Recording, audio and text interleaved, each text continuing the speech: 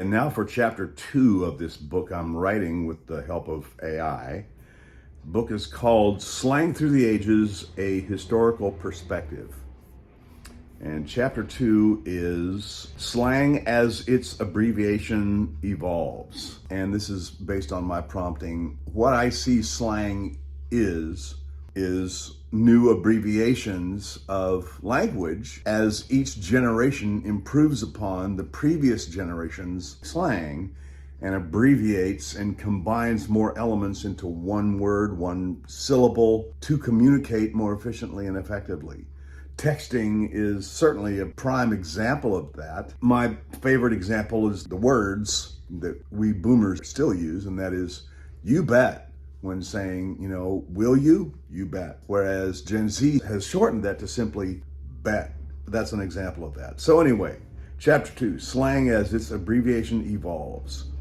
The rise of acronyms, LOL, BRB, and the rest of the crew. The rest of the crew being the other texting abbreviations. LOL is laugh out loud, of course. LMFAO is laugh my effing ass off.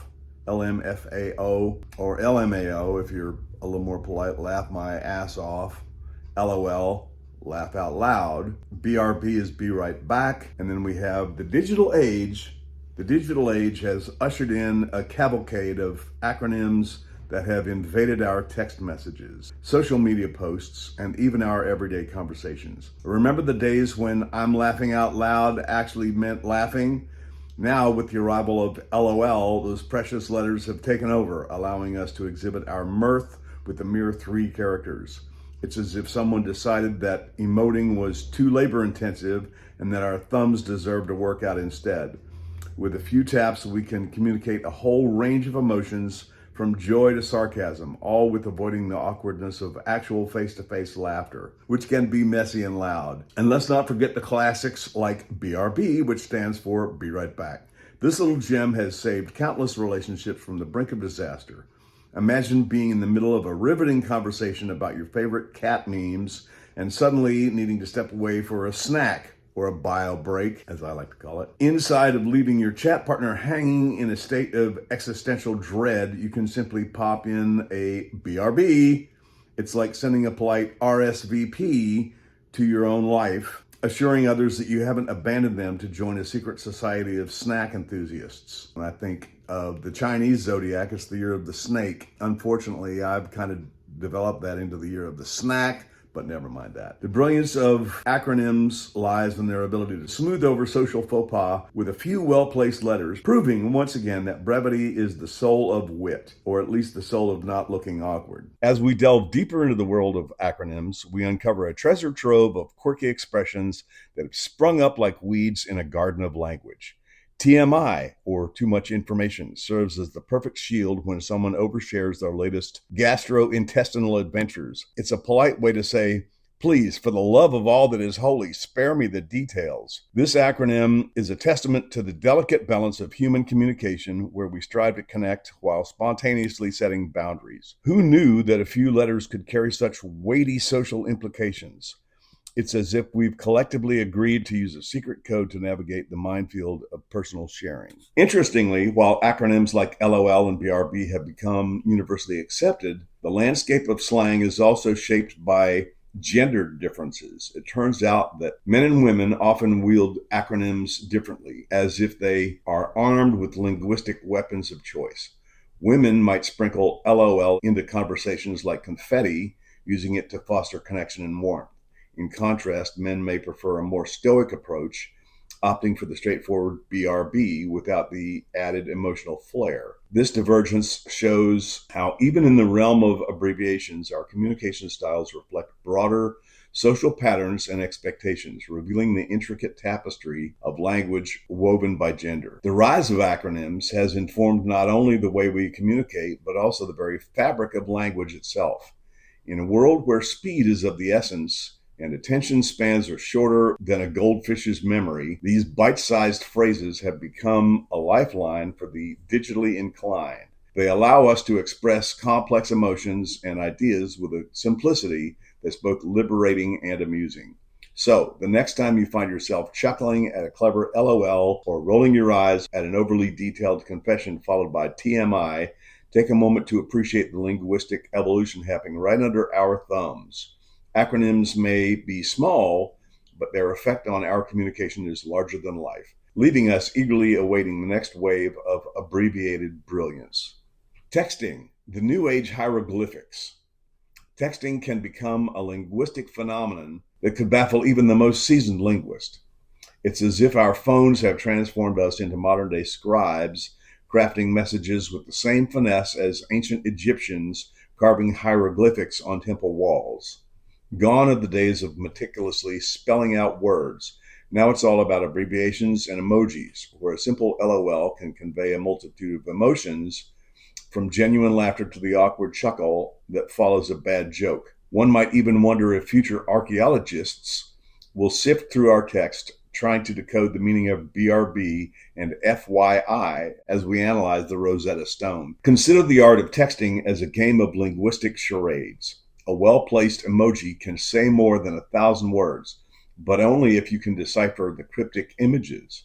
A thumbs up can mean great job or I'm not listening but pretending to care. And let's not even get started on the infamous eggplant emoji. Yeah, and for that matter, the peach emoji as well, as they go together.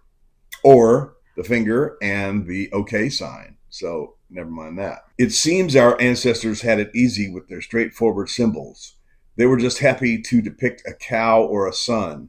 Today, we're left to navigate a minefield of potential misinterpretations that could lead to social faux pas. Texting has turned communication into a high-stakes game of Pictionary, where the only prize is maintaining your social standing. The historical evolution of slang terms is rich and varied, but texting has taken it to a whole new level.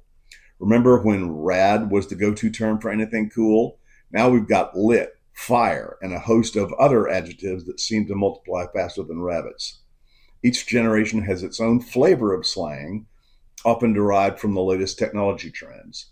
Texting has accelerated this evolution at warp speed. What was once a clever abbreviation can become outdated faster than you can say, OMG! The challenge lies in keeping up at the pace. One moment you're on fleek, and the next you're out of the loop, desperately trying to decipher the latest trends from your teenaged niece. Gender differences in slang usage also find their way into the texting realm. Studies suggest that women are more likely to use emojis and exclamation points, while men tend to keep it short and sweet. It's like a battle of the communication styles, where one side is throwing confetti and hearts, and the other is sending one-word responses that could be mistaken for Morse code. This playful yet serious divide often leads to humorous misunderstandings where a guy thinks he's being straightforward while the girl is left pondering if K means he's upset or he's just conserving his thumbs. And let me also say, men and women both have female and masculine energies residing within them. So women can easily act like men, use their masculine energy, and men can easily act like women using their feminine energy. I mean, I'm a Virgo, which I think is somewhat of a feminine sign. It's an earth sign. Do I have more feminine energy than masculine? No. Virgo is also extremely practical, and I'm on the cusp of Virgo, with a birthday being September 21st, which makes me almost a Libra, which loves justice and beauty and all kinds of things. So whatever, I am who I am. It's nice to read about personality traits and see which ones resonate with me, but I take that stuff with a grain of salt. As we embrace this new age of hieroglyphics, it's essential to remember that texting isn't just about convenience. It's a cultural phenomenon that reflects our society's quirks and eccentricities. Much like ancient scribes, we've created our own lexicon that is constantly evolving while leading to hilarious miscommunications and unexpected interpretations. So the next time you're baffled by a text that reads SMH at your BFF's tea, that means shaking my head at your best friend forever's tea being gossip, just remember, we're all just trying to make sense of this brave new world of communication, one emoji at a time. Slang evolution from the roaring 20s to the emoji era. Slang is like a fine wine. It ages, evolves, and sometimes leaves a bad taste in your mouth. Picture the Roaring Twenties, where flappers danced the Charleston and gangsters tossed around terms like bee's knees and cat's pajamas. Back then, a giggle water wasn't a cute term for sparkling water, but rather the illicit booze that kept speakeasies buzzing. If you were jive in the 1920s, you were more than just trendy. You were the life of the party. Able to throw down some serious lingo, there's another abbreviation for language. Avoiding the fuzz, and the fuzz was the police. I'm not real sure how that happened. Let me read that sentence again. If you were jive in the 1920s, you were more than just trendy. You were the life of the party, able to throw down some serious lingo while avoiding the fuzz. Fast forward to today, and calling someone the bee's knees might earn you a confused look rather than a raucous laugh. However, bee's knees is back. If you wait long enough, everything comes back in fashion. Skinny ties to wide ties to medium ties to piano ties, now it's guitar ties, etc. As decades rolled on, slang kept evolving faster than a flapper could change her hairstyle. The post-war era brought a wave of new terms with cool cats and hipsters strutting their stuff, while the 60s and 70s saw the rise of far out and groovy.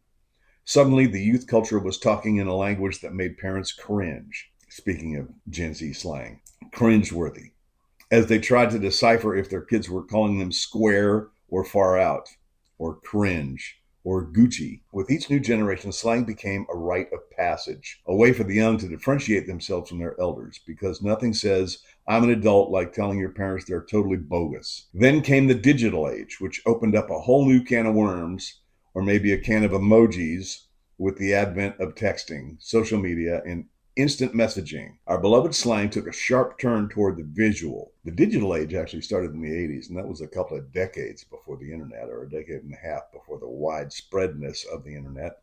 So I beg to differ. The digital age started well before that. Who needs a 5-paragraph explanation when a simple emoji can convey emotions better than Shakespeare? A thumbs up can replace a hearty good job, and a crying, laughing face can express what words simply cannot. A picture is worth 1,000 words. It's a linguistic revolution where LOL and BRB are now the new how do you do. But let's be real. Not only has the medium changed, but so has the audience. And let me say too, I've got a couple of videos on Old English, Revolutionary War English, and 1600s English slang, which was a whole different animal. Anyway, look that up. I'll link it to this video. Gendered slang differences have become more pronounced, with certain terms becoming emblematic of the cultures they represent. For example, while lit might have been a party term in one group, it can evoke eye rolls in another, especially among those who think lit is just something you do with candles or literature.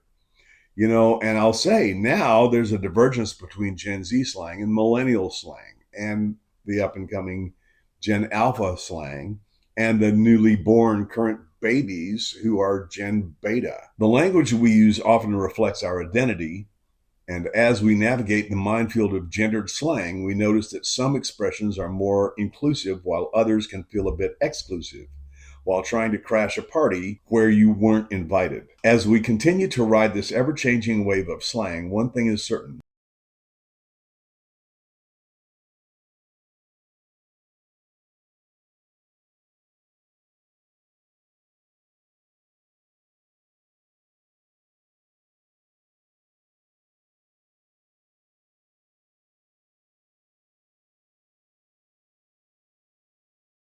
Through a series of intricate dance moves. Slang is a living, breathing entity, and as long as people are talking, texting, and emoting, it will never truly go out of style, no matter how many times it tries to do the Charleston. Nobody got time for that. So anyway, this whole treatise is written via my prompts into, I used designer.io, I think it is, or IO, designer with 2 R's, DESIGNRR.io. So there's the link. I'll put it in the description as well. Chapter 3 is up next. Talk soon.